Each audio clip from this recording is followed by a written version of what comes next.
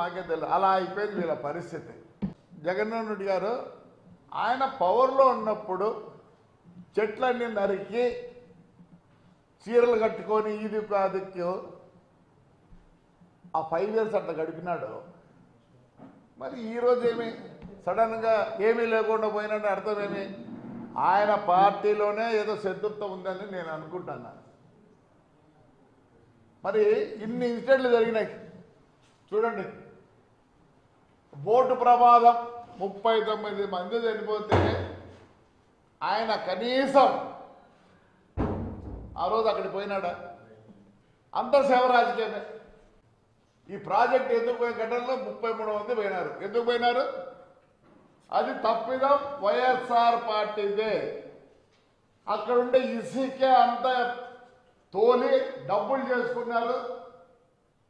సడన్గా ఫ్లెక్స్ రావడం, ఆ గుంతలు గింతలుండి మొత్తం 33 మంది, ఊరికే 33 మంది ఊరికి ఉంది కానీ చాలా మంది పోయినారు. ప్రతిదానికి ఇదేనా? మరి ఆ ముందు ఎందుకు కనలేదు? ఆ పక్క కూడా పోలే. ఆ రోజు కూడా చంద్రబాబు నాయుడు గారు పోయినారు. ఎన్జీ పాలిమర్స్ 13 మంది పోతే నువ్వు ఎయిర్పోర్ట్లో దిగుతాను ఎవరిని కలిసినావు? ఎన్జీ వాళ్ళని కలిసినావు. ఎందుకు? ముందు వాళ్ళతో కాంప్రమైజ్ అయ్యి మీకు కావాల్సింది తీసుకొని మళ్ళీ పోయి కలిసినావు. మీ విషయానికి వస్తే ఒకటి, వేరే విషయానికి వస్తే ఇంకొకటి. అలానే చూద్దాం. రూయా ఆసుపత్రి 12 మంది చచ్చిపోయినారు. పోయిన వాటికి పోలే. ఏమనంటే ఏదో అంబులెన్స్, నీకు అంబులెన్స్ తెలియదు, ఆక్సిజన్ లారీ తెలియదు, ఏమీ తెలియదు. అంబులెన్స్ ట్యాంకర్ అంటావు. నీకు మరి ఏం చదువుకునేవో ఏమో మాకు తెలియదు కానీ మేమందరం నువ్వు చదువుకునే స్కూల్లో చదువుకున్నాం. ఎంత చెడ్డ పేరు తెచ్చినావంటే ఆ స్కూల్కి. నీకు అంబులెన్స్ తెలియదు, ట్యాంకరు తెలియదు. 17లో యాక్సిడెంట్ అయింది. 2 డ్రైవర్లు చచ్చిపోతే ఆయన రోజమ్మ ఈయన పోయి ఏమడుగుతున్నాడో తెలుసా ఆయన? ఫోరెన్సిక్ రిపోర్ట్ ఇవ్వాలంట. ఫోరెన్సిక్ రిపోర్ట్ అసలు మీకు తెలుసో తెలియదు. ఒకప్పుడు ఫోరెన్సిక్ ఇక్కడ లేదు, తిరుపతిలోనే ఉండే. మొత్తం రాయలసీమ తిరుపతిలో ఉండే. అది పోయేదానికి గంటలు పడుతుంది, టెస్ట్ చేసేదానికి 10 రోజులు పడుతుంది. ఈయన తగ్గు వేసుకుంటాడు. కలెక్టర్ని తిడతాడు, ఎస్పీని తిడతాడు. అంతా విజువలైజ్ ఉంది, చూపిస్తాను, నీకు విజువల్లో చూపిస్తాను.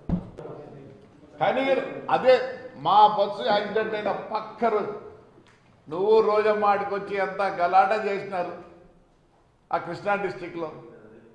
కలెక్టర్ని తిరిగి, ఎస్పీని తిరిగి, మళ్ళీ ఏమంటావు? నేను పవర్ లేక వస్తే నేను సెంట్రల్ జైలుకి పంపిస్తాడంట. ఎంక్వైరీ కాదు, ఎంక్వైరీ చేయాలి. ఆయన ఏం తప్పాయా? తప్పంటే మాది ఉండాల. ఎస్పీని కలెక్టర్ని దబాయిస్తాం. Everything I show you visualise. ఏం పని లేదు, పాడలేదు.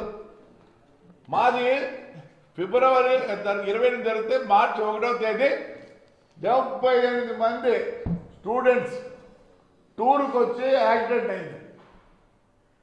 ఒంగోలు బస్సు. మరి ఆ పొద్దు రాలేదు. చెప్తేనే యు ఆర్ ఫేడింగ్ అవుట్. ఆ ఫేడ్ అవుట్ అవుతున్నావు కాబట్టి నువ్వు మళ్ళీ ప్రజల్లోకి రావాలనుకుంటున్నావు. అదేం అసంభవం. ఇంకా మా దేవాదాయ మినిస్టర్ ఆనంద్ గురించి మాట్లాడతారు. ఓ రోజక్క, ఒక సామెత ఉంది తెలుగులో, 7 తరాలు అటు 7 తరాలు ఇటు చూడమని. మేమందరం 7 తరాల వాళ్ళం. ఓవర్ నైట్ మేము పాలిటీషియన్స్ కాదు, ఓవర్ నైట్ రిచ్ కాదు. ఏసీ సుబ్బారెడ్డి గారి పేరు విన్నావా రోజక్క? విన్నావా? 1932లోనే ఆయన పాలిటిక్స్లో దిగి కోఆపరేటివ్ ప్రెసిడెంట్, 60లో మినిస్టర్. ఆయన ఎవరు పడితే వాళ్ళు మాట్లాడింది నీకు కట్ చెప్పాలనా? నువ్వు టోకన్ నమ్ముకొని కదా బెంచ్ కారు తెచ్చుకోనిందా? పోయినప్పుడల్లా 100 మంది. ఎట్లొచ్చింది నీకు బెంచ్ కారు? మొత్తం టోకన్ నమ్ముకొని. చంద్రబాబు నాయుడు పుణ్యాన్ని నువ్వు రాజకీయంలోకి వచ్చినావు. దీని నోరు ఉందని ఇష్టం మాట్లాడతావా? తప్పంతా మాది, మా చంద్రబాబు నాయుడుది. ఏమన్నా గాలికి వదిలిపెట్టినారు వాళ్ళని. మేము 5 ఏళ్ళు ఎంత అవస్థపడ్డాం. ఈరోజు కార్యకర్తలు చాలా బాధపడుతున్నారు. డబ్బులు కావాలని కాదు, ఇంకోటి కాదు. సార్ చంద్రబాబు నాయుడు గారు, దయచేసి నేను కోరుతాను, ఒక చూపు కార్యకర్తల మీద పెట్టండి. చాలా కష్టపడుతున్నారు. ఆ రోజు ఇట్లంటేనే గుడి పోలంటే కూడా అవసరస్లా, మున్సిపల్ ట్రాక్టర్ తీసుకోవాలంటే అవసరస్లా. నువ్వు తైతక్కలాడుకుంటా ఇప్పుడు వచ్చిన రాజకీయంలోకి మానుకో ఇష్టపడినట్టు మాట్లాడుతున్నావు. అందరినీ ఈతో మాట్లాడలేక కాదు. పొద్దు మేము చంద్రబాబు నాయుడికి దండ వేయాలంటే కూడా ఏలేని పరిస్థితి. స్పృహ వచ్చి తడిపోయింది. మరి హైమాన్ చేంజ్ చేసుకునే దానికి ఆ గేట్లు తీసినారు. గేట్లు తీస్తే ఏమైంది?